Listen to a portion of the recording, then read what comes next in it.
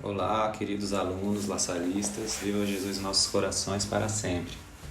Em virtude, dessa situação toda da pandemia do coronavírus, a gente, tem a necessidade de se reinventar, de propor soluções, para esse isolamento social que é tão importante para que a gente possa conter o avanço dessa doença, que vem vitimando muitas pessoas no mundo inteiro. E até numa oportunidade em que a gente falava sobre globalização nas turmas de nono ano, pessoal? E falávamos de como a globalização ela traz muitos aspectos positivos para a vida em sociedade, mas que também traz situações que são desafios novos também, como essa grande circulação, essa rapidez, essa eficiência em virtude dos meios tecnológicos, para as pessoas circularem pelo mundo, em como isso se tornou um desafio para conter algumas doenças, e nós até usamos o próprio exemplo do coronavírus na China, que naquele momento ainda era uma realidade bastante afastada da nossa, Então, é difícil, é complicado isso tudo que a gente está passando enquanto escola, enquanto comunidade escolar, enquanto sociedade no mundo também, Mas muitos aprendizados são conquistados, nesses momentos, e um deles é usar o podcast que eu estou fazendo para vocês, usar uma outra ferramenta para mesmo durante esse afastamento social a gente possa continuar desenvolvendo aprendizagens, e que a gente perceba essa situação e essas dificuldades atuais como elementos importantes também para a gente aprender mais sobre o valor, da vida em sociedade, alguns instrumentos e estruturas que a gente tem e que a gente não valoriza muito no Brasil, como o Sistema Único de Saúde, uma educação pública, investimento em ciência e tecnologia, enfim. O objetivo desse podcast, pessoal, é a gente desenvolver, dar continuidade ao desenvolvimento, Nós já trabalhamos um pouco com a questão dos seminários que eu distribuí aí nas turmas do nono A e do nono B, os assuntos referentes ao trabalho, A nossa unidade 2, ela vai começar exatamente propondo uma percepção de como avançou, as relações de trabalho ao longo da história, E ela vai resgatar algumas coisas que a gente já falou lá na unidade 1, que é, por exemplo, a questão das revoluções industriais, como elementos importantes de mudança tecnológica no mundo, não só no meio produtivo e no consumo, mas também nos transportes e na capacidade das pessoas de circularem pelo mundo, Então a primeira revolução industrial, a segunda, a terceira, que é o advento da internet, que torna todas essas relações, essa comunicação algo mais complexo ainda, algo mais eficiente,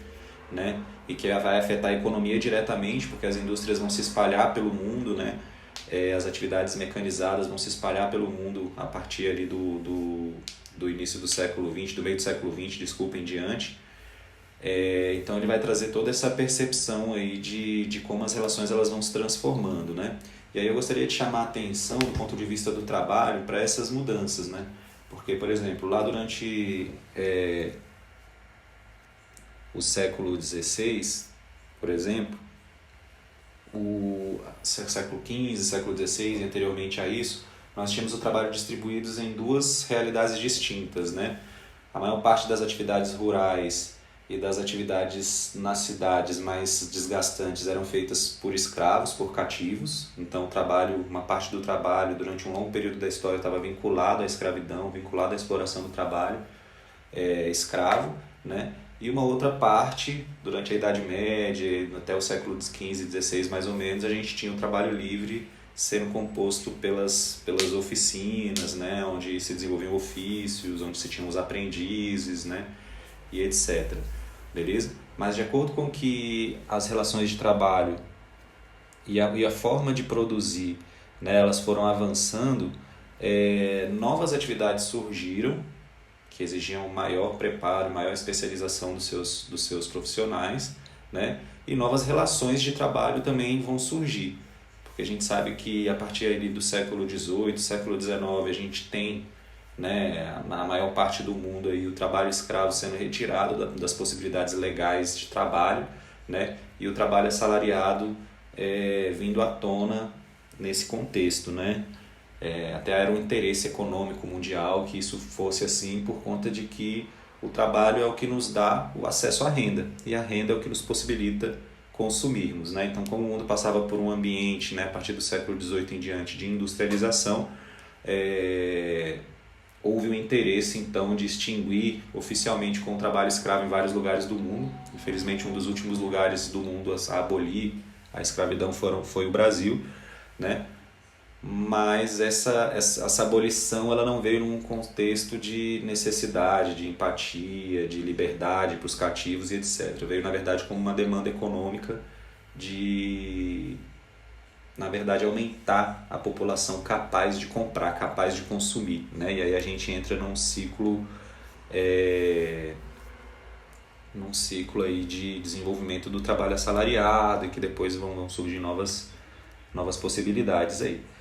Na nossa apresentação no Prezi, que eu vou disponibilizar para vocês junto com esse podcast, tem uma evolução, uma linha evolutiva mais ou menos das relações de trabalho de acordo com que os períodos foram se sucedendo e com que o desenvolvimento tecnológico foi acontecendo também, né? Então, essa primeira parte do século XVI ao século XVIII, onde eu faço essa relação que eu acabei de falar para vocês, do século XVIII em diante, nesse contexto, né, de necessidade de aumentar a população capaz de consumir os produtos industriais que estavam sendo produzidos, né, com muita velocidade, com muita eficiência, como a gente estudou lá na unidade 1. Mas um detalhe importante sobre relações de trabalho nesse contexto da primeira Revolução Industrial em diante, até a segunda Revolução Industrial também era assim mais ou menos, é que havia uma relação muito exploratória entre o empregador e o empregado, né? Então, as condições de trabalho dentro de uma indústria, dentro, né, do contexto da primeira Revolução Industrial, eram totalmente insalubres e exploratórios, caracterizado, como vocês vêm vendo também nas aulas de história, por altas cargas horárias de trabalho diário, 16, 14, 18 horas de trabalho direto, né? Ambientes totalmente insalubres, com fumaça, com ruídos, coisas que de fato vão minando a saúde do trabalhador. E essas relações que são muito exploratórias, elas vão trazer à tona o surgimento de organizações dos próprios trabalhadores em virtude de questionar e de resistir a essa superexploração que é característica dessa época, né? Então a gente vai ter o início dos sindicatos e das organizações de categorias profissionais que vão lutar, né, pela redução da carga horária, por condições de trabalho mais digno, etc. Como havia um contexto ali, principalmente na parte da segunda revolução, na primeira também, mas a partir da segunda revolução industrial em diante, a gente tem a exploração do trabalho infantil, a exploração do trabalho feminino nessas indústrias, né? E muitas dessas trabalhadoras, elas também vão promover ações de resistência contra essa exploração do trabalho que era característica desse período aí, como por exemplo no dia 8 de março, né, que hoje a gente comemora internacionalmente o Dia da Mulher, mas que lembra, na verdade, um acontecimento trágico nos Estados Unidos, que foi o fechamento e a morte de centenas de mulheres queimadas em uma indústria porque estavam fazendo um movimento grevista, né, contra essas relações de trabalho mais exploratórias que são características dessa época aí, né? Então a gente tem todo esse contexto. Aí surge também no início do século XX, né, a questão do socialismo, que vai propor uma outra forma de produção e uma outra relação de produção que ideologicamente vai partir da organização do trabalhador, né, que eles chamam de proletariado, para evitar essa exploração que até aquele momento histórico vinha acontecendo, né? Então, como ser humano, ele tem muitas essas questões de ação-reação. Nesse contexto de exploração do trabalho desse período, a gente tem o surgimento dos sindicatos e nós temos também o socialismo surgindo no início do século XX aí como uma possibilidade de alternativa ou uma resistência a esse processo de exploração capitalista do trabalho, né, da mão de obra. Beleza? Do século XX em diante, a gente sabe que a indústria por si só, né, pessoal, essa atividade que transforma matéria-prima em bens de consumo, ela é por si só mecanizada desde a origem, né? Isso que a diferencia da manufatura e do artesanato, né? Mas nós podemos considerar aí que a partir da segunda revolução industrial para frente, a gente vai ter de fato uma mecanização mais robusta, né? Com a substituição da mão de obra que fazia atividades repetitivas lá na primeira revolução industrial, como apertar parafusos, né, por máquinas que são capazes de fazê-lo, né, não necessariamente um ser humano. Então começa a haver um processo de transição, né, entre a indústria como grande elemento gerador de emprego, que inclusive vai conduzir o processo de urbanização, né, e de mecanização do campo, vai levar as pessoas, a maior parte dos trabalhadores, a migrarem para o setor secundário da economia, que é a indústria, né? Mas com o século XX, a segunda revolução industrial, a terceira e a quarta, que a gente vai falar um pouco mais adiante, nós vamos ter, na verdade, uma substituição de uma parte dessa mão de obra que fazia atividades repetitivas por máquinas, por robôs, né, que vão fazer com que a indústria ela perca, né, uma capacidade de geração de emprego e vai levar os trabalhadores a migrarem para o setor terciário da economia, que é o setor do comércio, da prestação de serviços, né, que não estão diretamente relacionados com a produção industrial, nem com a produção agrícola e mineral, que estão lá no primeiro setor, e no setor primário e no setor secundário da economia, né? E aí no século XXI, com a quarta revolução industrial, que é esse advento da inteligência artificial, da nanotecnologia e de tudo isso que acaba tornando as indústrias um ambiente muito mais robotizado, muito mais mecanizado, diminui-se ainda mais os postos de trabalho no setor industrial, mas ao mesmo tempo exige-se muito mais especialização dos trabalhadores para lidar com essas tecnologias, né? Não só a alfabetização, que é algo muito simples, né? Ou a capacidade de fazer atividades repetitivas, mas formação de fato superior e complexa que os tornem capazes de manipular aparelhos tecnológicos que funcionam à base de inteligência artificial, que estão conectados na internet, que usam nano e microtecnologias, né, e que produzem alta tecnologia também, ok? Então a gente tem essa evolução aí de como o trabalho ele vai se distribuindo e se transformando ao longo da história, né?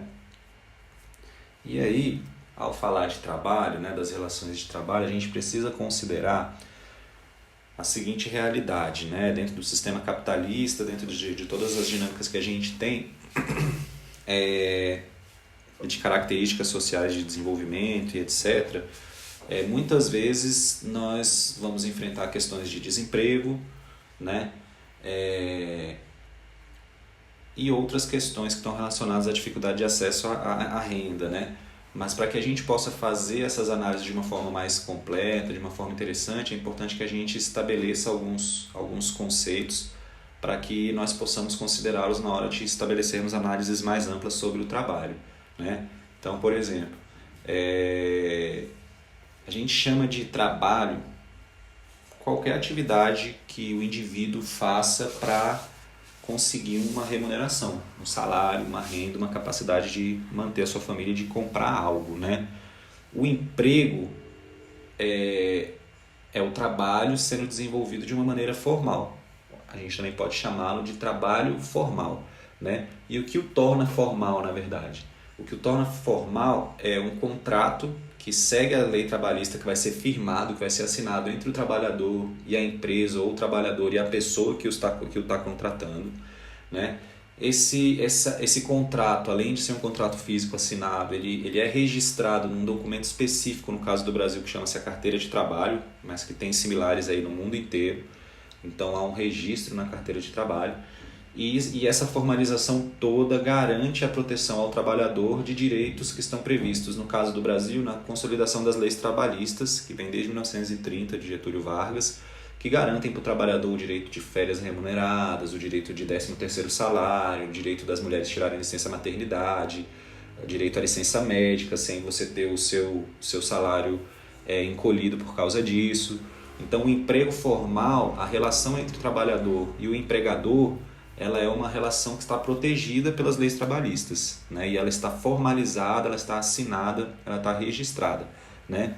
Já o trabalho informal, ele é menos pior do que o desemprego, né? Na verdade, muitas vezes, quando as pessoas se encontram numa situação de desemprego, a maior parte delas vai tentar, todos eles vão tentar se inserir no trabalho formal, mas não vai haver vaga para todo mundo, e uma parte dessas pessoas vão desenvolver trabalhos informais, ou seja, trabalhos que não estão protegidos por esse arcabouço de leis trabalhistas, não estão registrados em contrato e em carteira de trabalho, né? e que muitas vezes, na verdade em todas as vezes, o trabalhador ele vai ganhar aquilo que ele trabalha, né? Então, diaristas são um exemplo disso, algumas empregadas domésticas que não têm registro e carteira de trabalho, vendedores ambulantes, cuidadores de carro, uma série de trabalhos que a gente pode citar, servente de pedreiro, que a pessoa recebe por diária, que ela não tem essa relação formalizada com o seu empregador, né? Então, assim, ela gera renda, ela gera uma capacidade digamos, de subsistência, mas é muito difícil você encontrar de fato qualidade de vida ou uma renda adequada proveniente do trabalho informal, né? E é importante a gente não confundir trabalho informal com empreendedorismo, beleza? Porque é diferente eu ter um dinheiro e investir esse dinheiro com o objetivo de multiplicar em alguma atividade de forma planejada, sistematizada, né, do que eu simplesmente vender a água porque eu preciso levar um pão para casa, né? Desculpa, pessoal. Ok? Então é importante que a gente considere isso, né? Então, quanto maior o desemprego, maior vai ser o número de pessoas que vão recorrer à informalidade. São duas grandezas aí diretamente proporcionais, né? Quando a gente tem situações de aumento de desemprego nos países, a gente tem um aumento também de pessoas desenvolvendo trabalhos informais, atividades informais à procura de subsistência, de renda. Beleza? Ok, pessoal. E aí, na nossa última parte aí na nossa apresentação de Prezi, eu sugeri para vocês que, usando o livro didático, vocês procurem lá na página 65 e sigam os 2 passos que eu vou indicar para vocês, ok? Então, o passo 1 é a gente analisar, né, quais são a seguinte relação, na verdade, desculpa, a gente vai analisar a seguinte relação. O desemprego está alto no Brasil atualmente, né, pessoal? Vamos pegar uma situação que está próxima de nós, né? O desemprego ele vem aumentando, mas em algumas áreas tem emprego, mas não tem profissionais para atender isso, né? E aí eu gostaria que vocês apresentassem no caderno uma hipótese que explique essa realidade, né? Por que isso acontece no Brasil, no mundo, né? Por que a gente tem essa situação acontecendo? No passo 2 da nossa atividade, eu quero que vocês façam uma lista, uma pesquisa na internet, façam uma lista no caderno de vocês das 5 profissões do futuro, né? 5 profissões que ou estão em uma fase embrionária agora, inicial, ou que ainda não existem, mas que vão ser profissões no futuro importantes. E junto com isso, junto com cada uma dessas profissões do futuro, eu gostaria que vocês apontassem para mim quais são as habilidades que o indivíduo precisa ter para exercer essas profissões. Quais são as competências, as habilidades do profissional dessas profissões do futuro. Beleza?